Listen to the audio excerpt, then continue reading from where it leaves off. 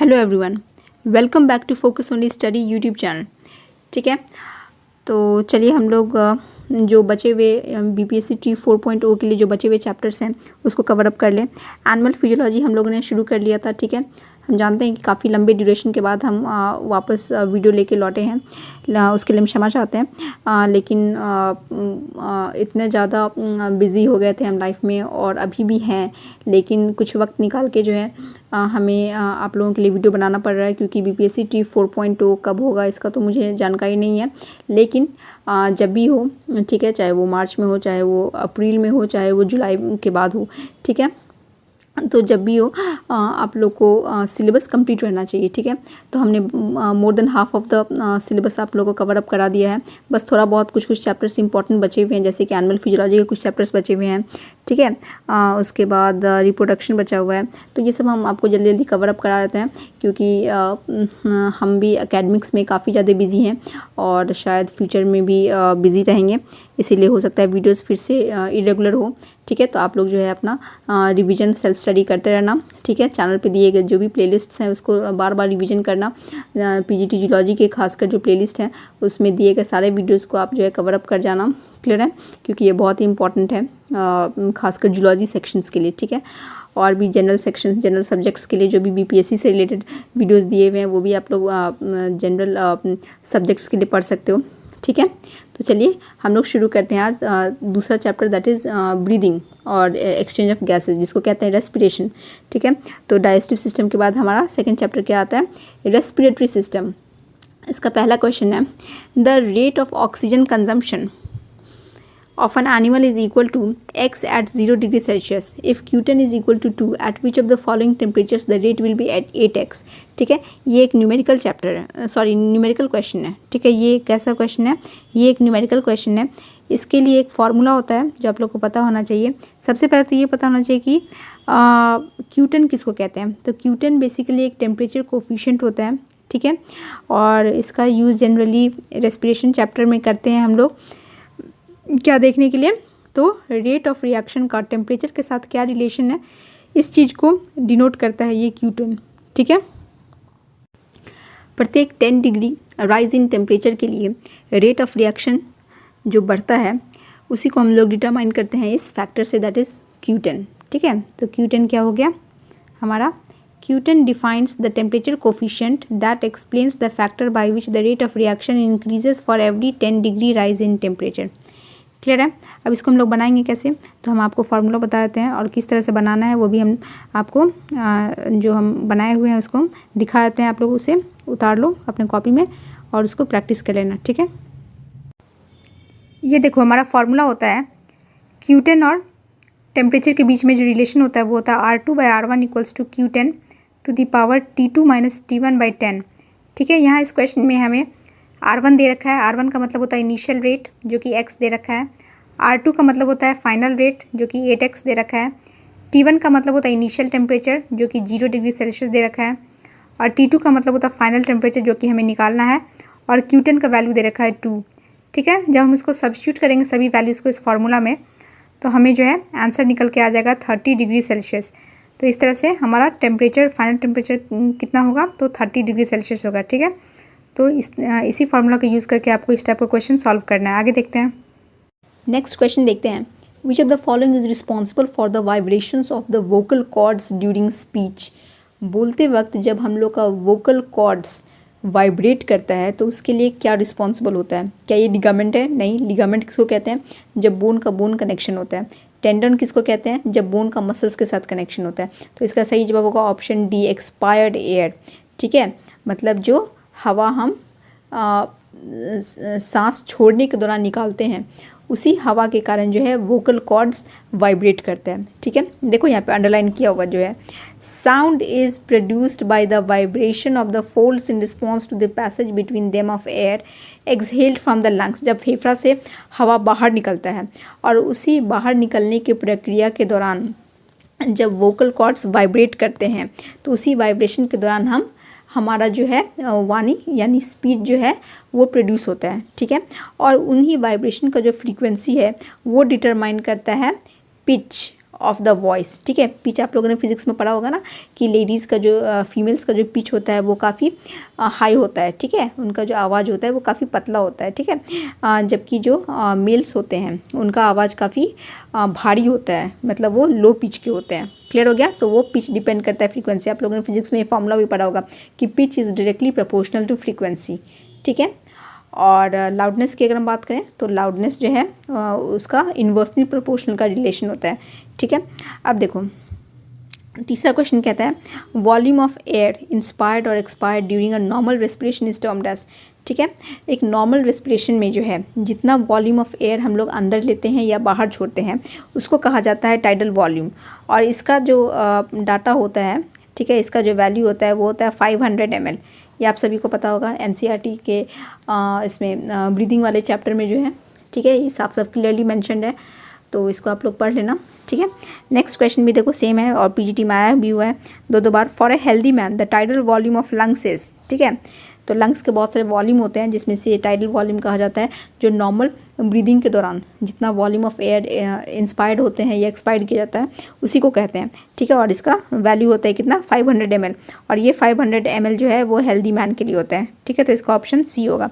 Next question भी वही है, the normal volume of air inspired and expired involuntarily in each breath, ठीक है। इनवॉलेंट्रीली का मतलब होता है कि बिना कोई कंडीशन के, ठीक है, बिना किसी के मर्जी के।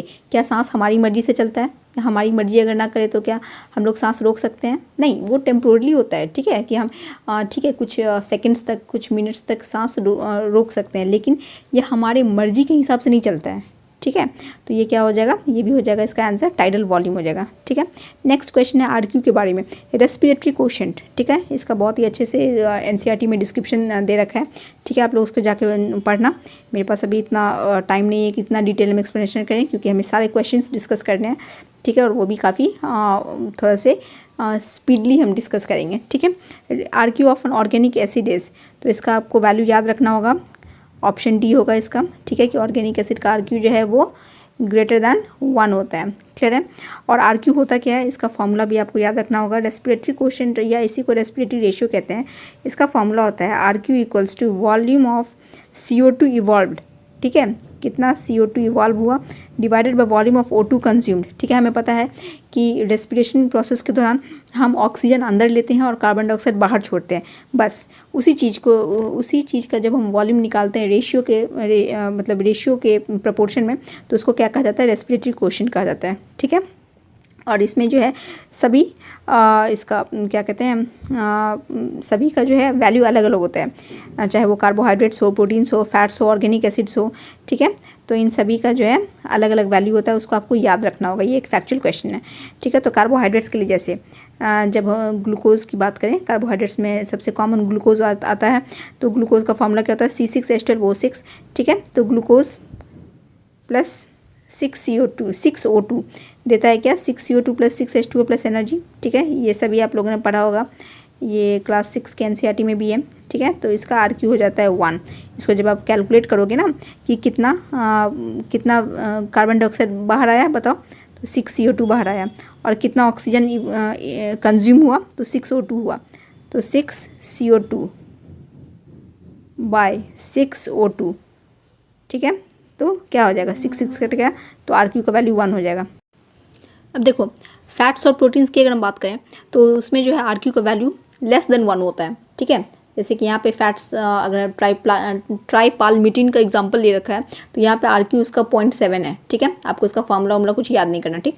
उसके बाद प्रोटीन्स की अगर हम बात करें तो प्रोटीन्स में इसका एग्जाम्पल अगर हम लेते हैं एलानाइन का, तो एलानाइन में आरक्यू आ रहा है 0.8। तो देख लो दोनों लेस देन 1 है, लेकिन सबसे कम किसका है, फैट्स का है, ठीक है। तो अगर कंपैरिजन करने को बोलेगा तो फैट्स का आरक्यू जो है वो लेस देन प्रोटीन का आरक्यू, ठीक है। इसका हम आपको एक सीक्वेंस ही बता देंगे, ठीक है। अब देखो ऑर्गेनिक एसिड की अगर हम बात करें तो ऑर्गेनिक एसिड में अगर हम मैलिक एसिड का एग्जांपल लें तो उसका आरक्यू 1.3 है। इसमें सिंपली आपको याद रखना है कि ऑर्गेनिक एसिड्स का आरक्यू मोर देन 1 होता है, ठीक है। और एनारोबिक रेस्पिरेशन की अगर हम बात करेंगे तो उसमें आरक्यू कितना आता है, इन्फिनिटी आता है, ठीक है। तो इसका अगर हम सब देखें एक क्रोनोलॉजिकल ऑर्डर में अरेंज करके देखें तो देखो इसमें क्या आएगा। देखो अगर हम क्रोनोलॉजिकल ऑर्डर में देखेंगे तो ऑर्डर ऑफ रेस्पिरेटरी क्वोशिएंट क्या होगा, सबसे कम फैट्स का होगा, उसके बाद प्रोटीन्स का होगा, उसके बाद कार्बोहाइड्रेट्स का होगा, उसके बाद ऑर्गेनिक एसिड्स का होगा, उसके बाद सबसे ज़्यादा एनारोबिक रेस्पिरेशन का होगा। फैट्स का कितना था, 0.7 था, प्रोटीन्स का 0.8 था, कार्बोहाइड्रेट्स का 1, ऑर्गेनिक एसिड का मोर देन 1, जनरली 1.3 1.4 ऐसे रहता है। एनारोबिक रेस्पिरेशन का इन्फिनिटी। ठीक है, तो इस वैल्यू आप लोग देख लेना, याद कर लेना। क्लियर है, आगे देखते हैं। देखो जैसे कि नेक्स्ट क्वेश्चन में दे रखा है, for malic acid the respiratory quotient will be, PGT में पूछा हुआ है। अभी हमने देखा मैलिक एसिड का कैलकुलेट किया था तो कितना आया था, 1.33 आया था। ठीक है, 1.33, तो ये होगा इसका option B, more than 1। Next question है, वॉल्यूम ऑफ एयर इंस्पायर्ड और expired during a normal respiration is called. ठीक है, अभी हमने देखा 2 क्वेश्चन पहले भी। ठीक है, इसको क्या कहते हैं, तो इसको टाइडल वॉल्यूम कहते हैं, ऑप्शन बी। और इसका कितना होता है डाटा, तो 500 ml होता है, 500 ml। क्लियर है, ठीक है। अब देखो इसका एक्सप्लेनेशन आप लोग पढ़ लेना। ठीक है, जैसे इसमें दे रखा है कि इंस्पिरेटरी रिजर्व वॉल्यूम किसको कहते हैं। ठीक है, तो इंस्पिरेटरी रिजर्व वॉल्यूम ये होता है कि एक नॉर्मल इंस्पिरेशन, मतलब नॉर्मल जो हम लोग सांस लेते हैं, उसके बाद अगर हम जैसे कैसे अनुलोम विलोम जो करते हैं, ठीक है, जो योगा होता है अनुलोम विलोम, उसमें हम लोग जोर से सांस लेते हैं ना, इस तरह से, तो उसी को कहते हैं, जो फोर्सफुली इंस्पिरेशन होता है ना, उसी को कहते हैं इंस्पिरेटरी रिजर्व वॉल्यूम। और उसका जो नॉर्मल वैल्यू होता है वो होता है 3300 ml, इसको याद रखना। ठीक है, बाकी लीटर में तो आप लोग खुद ही कन्वर्ट कर लोगे।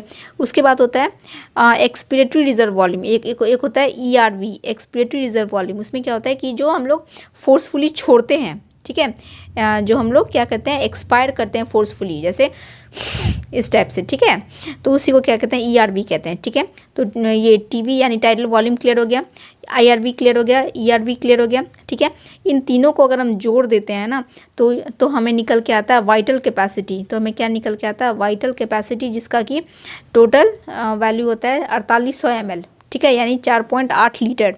ठीक है, ये हो गया, ये होता है तुम्हारा TV plus IRV plus ERV। फिर हो गया total lung capacity, TLC। Total lung capacity का मतलब होता है कि जितना वॉल्यूम ऑफ एयर जो है वो लंग्स में प्रेजेंट रहता है आफ्टर डीप इंस्पिरेशन। ठीक है, मतलब मैक्सिमम से मैक्सिमम हम लोग इंस्पायर कर लें। ठीक है, मतलब ज़्यादा से ज़्यादा फेफड़ा में हवा भर लें। ठीक है, तो वो क्या कहते हैं, वो मेज़र करता है टोटल लंग कैपेसिटी को। ठीक है, और इसमें जो है सब कुछ आता है, TB plus ERV plus IRV plus residual volume. ठीक है, रेसिडुअल वॉल्यूम होता है तुम्हारा, रेसिडुअल वॉल्यूम जो होता है वो कितना होता है, वो क्या होता है रेसिडुअल वॉल्यूम, बताते हैं। रेसिडुअल वॉल्यूम होता है कि मैक्सिमम फोर्सफुल एक्सपिरेशन करने के बाद भी जितना अमाउंट ऑफ एयर लंग्स में बच जाता है उसको कहते हैं रेसिडुअल वॉल्यूम। मतलब बचा हुआ हवा जो कि फेफड़ा में रह जाता है, जबकि हम लोग ज़बरदस्त मतलब फोर्सफुली अगर हम लोग सांस छोड़ते हैं उसके बाद भी जितना हवा बच जाता है फेफड़ा में, उसको कहते हैं रेसिडुअल वॉल्यूम। और इसका जो वैल्यू होता है वो होता है 1200। कितना होता है वैल्यू, तो ये होता है 1200। ठीक है, और इस सबको मिला लेंगे तो हमें क्या मिलेगा, टोटल लंग कैपेसिटी मिलेगा, IRV plus ERV plus TV plus RV। ठीक है, इसको मिला लेंगे तो 6000 ml जो है, यानी करीब 6 लीटर कैपेसिटी होता है हमारा लंग्स का। ठीक है, टोटल लंग कैपेसिटी होता है। क्लियर है, तो सबका वैल्यू ध्यान रखना, याद हो गया। TV का वैल्यू कितना था, 500 ml, IRV का वैल्यू 3300, ERV का वैल्यू 1000 और RV का वैल्यू 1200। टोटल TLC कितना हो गया, 6000 ml हो गया।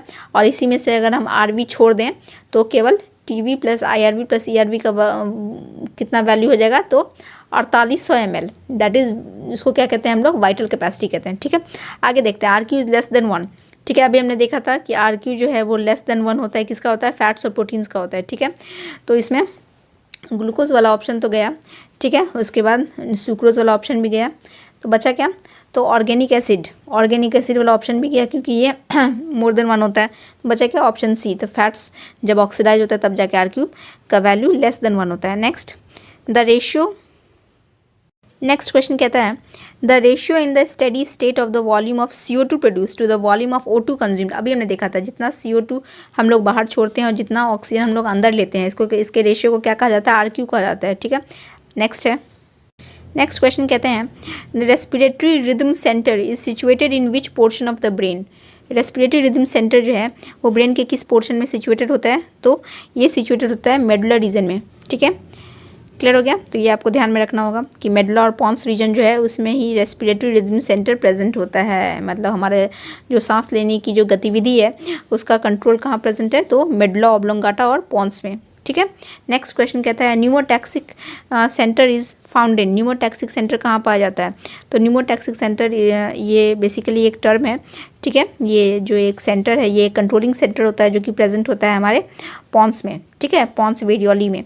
और इसका काम क्या है? तो इसका काम है कि ये इनहिबिटरी इम्पल्सेस प्रोड्यूस करता है on inspiration and prevents over distension of the lungs and helps to maintain alternately recurrent inspiration and expiration. मतलब न्यूमोटैक्सिक सेंटर बेसिकली एक कंट्रोलिंग सेंटर है जो कि प्रेजेंट होता है pons Varolii region of brain, और इसका काम है कि ये इंस्पिरेशन को कंट्रोल करता है। इंस्पिरेशन मतलब एक्सेसिव इंस्पिरेशन को रोकता है। मतलब सोचो कि अगर हम बस सांस लेते रहें तो क्या होगा? लंग्स में बहुत ज़्यादा एक्सेसिव हवा भर के लंग्स रप्चर होने का चांसेस रहेगा, है कि नहीं? लंग्स जो है वो क्या हो जाएगा? बहुत ज़्यादा बैलून में गुब्बारा में हवा भरते हो तो क्या होता है? गुब्बारा फूट जाता है। तो उसी तरह लंग्स में भी हो सकता है अगर उसका कोई कंट्रोल करने वाला कहीं रेगुलेटरी सेंटर ना हो तो वही रेगुलेशन करने का काम न्यूमोटैक्सिक सेंटर करता है, ठीक है। और इसलिए जो है अल्टरनेटली जो है एक बार इंस्पिरेशन होता है, मतलब थोड़ा सा हवा अंदर लिया, उसके बाद हवा छोड़ा, फिर अंदर लिया, फिर छोड़ा, हवा अंदर लिया, छोड़ा। इससे क्या होता है कि लंग्स में जो है किसी तरह का लंग्स मतलब फेफड़ा के फटने का चांस नहीं रहता है। क्लियर है? आगे देखते हैं।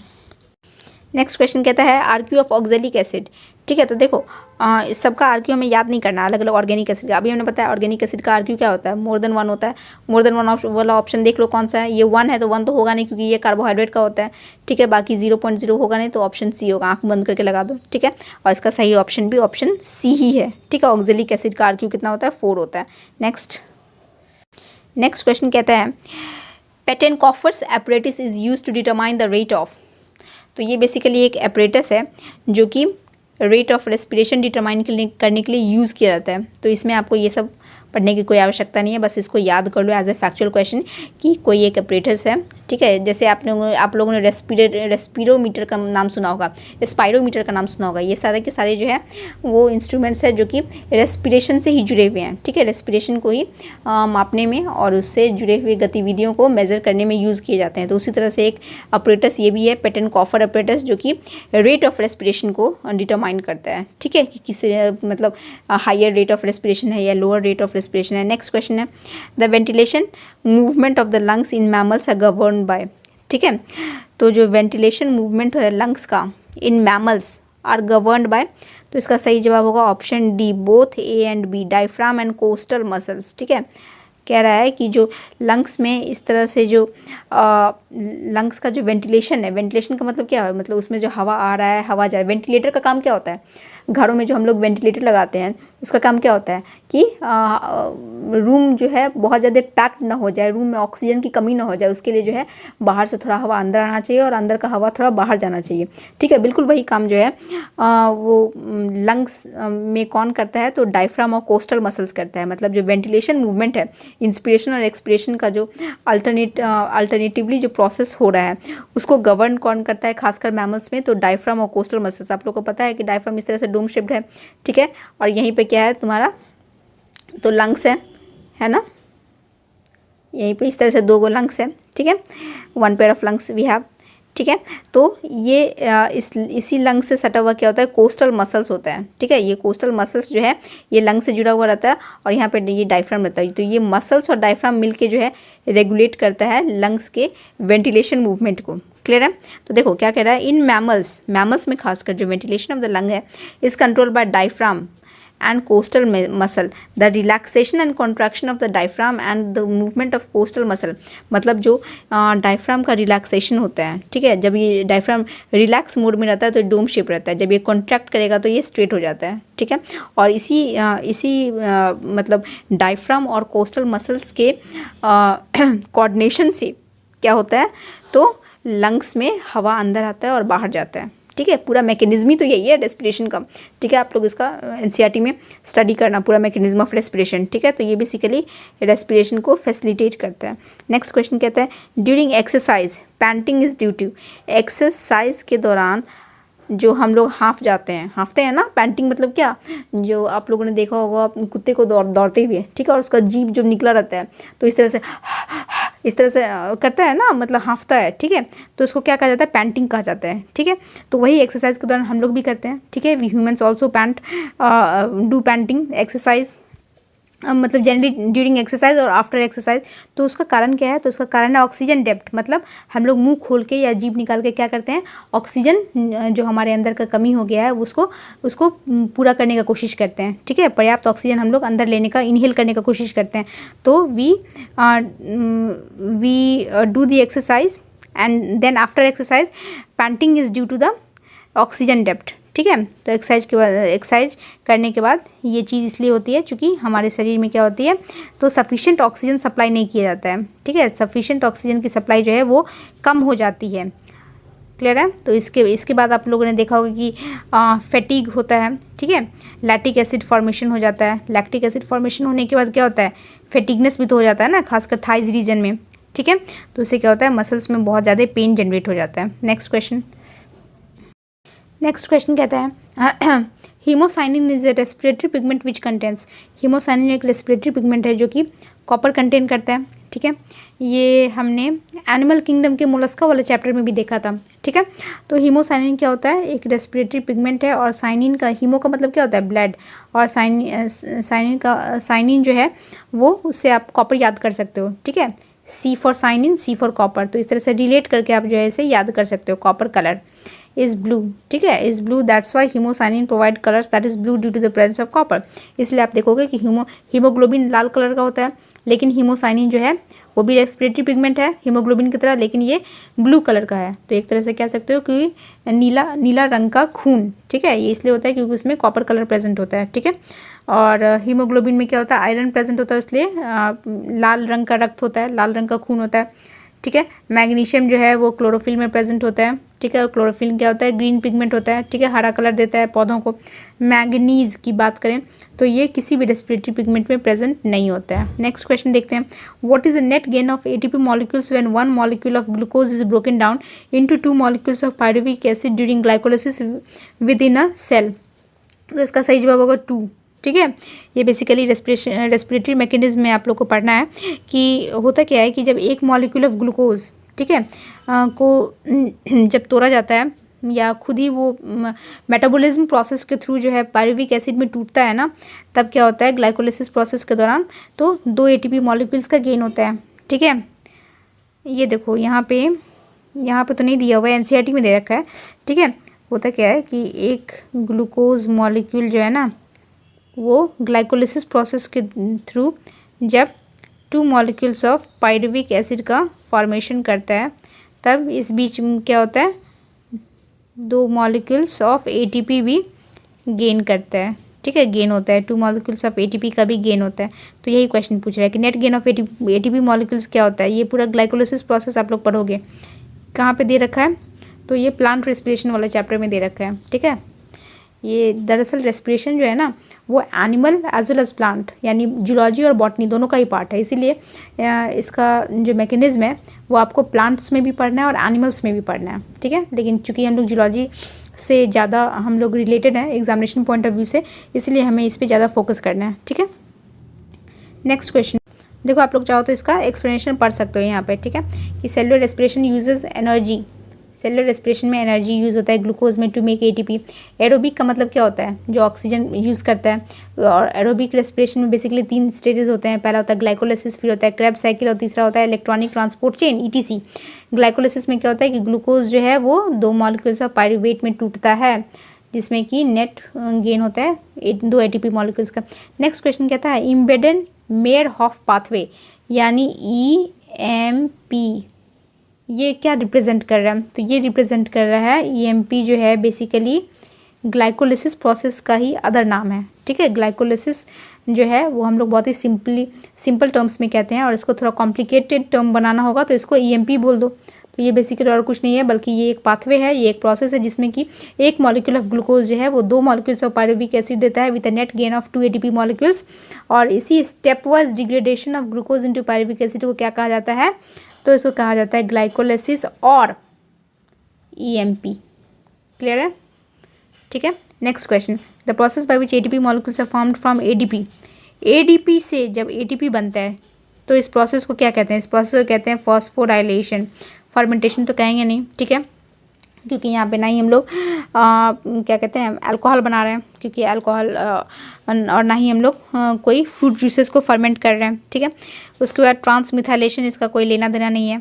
उसके बाद हाइड्रोजनेशन का भी कोई लेना देना नहीं है, क्योंकि हाइड्रोजनेशन तो ऑयल्स का होता है ना, जब हम लोग ऑयल से वनस्पति घी का फॉर्मेशन करते हैं तब जाके हाइड्रोजनेशन प्रोसेस का यूज़ करते हैं। तो ये सब तो केमिस्ट्री का टर्म्स है। तो ऑप्शन सी फॉस्फोराइलेशन, ये बेसिकली एक प्रोसेस है जिसमें कि हम लोग ADP, ठीक है, एडेनोसिन डाइफॉस्फेट से ATP का फॉर्मेशन करते हैं, ATP का, ठीक है। और ये कहाँ होता है ये प्रोसेस? ये सारे प्रोसेस होते हैं माइटोकॉन्ड्रिया का इनर मेम्ब्रेन में। याद है ना, माइटोकॉन्ड्रिया को हमने क्या बताया था? ये सेल का पावर हाउस होता है और यहीं पे ATP का फॉर्मेशन होता है, ATP का जनरेशन होता है। तो ATP का जनरेशन कैसे होता है? ADP से होता है। और ADP का जनरेशन कैसे होता है? तो AMP से होता है, ठीक है। मोनो से डाई बनता है, डाई से ट्राई बनता है। क्लियर हो गया? तो ये इसी प्रोसेस को क्या कहा जाता है? ATP phosphorylation. इसका पूरा प्रोसेस का नाम क्या है? ATP फॉस्फोराइलेशन प्रोसेस, ठीक है। तो आज हम यहीं तक रहने देते हैं, ठीक है। नेक्स्ट क्लास में फिर से हम लोग करेंगे, ठीक है।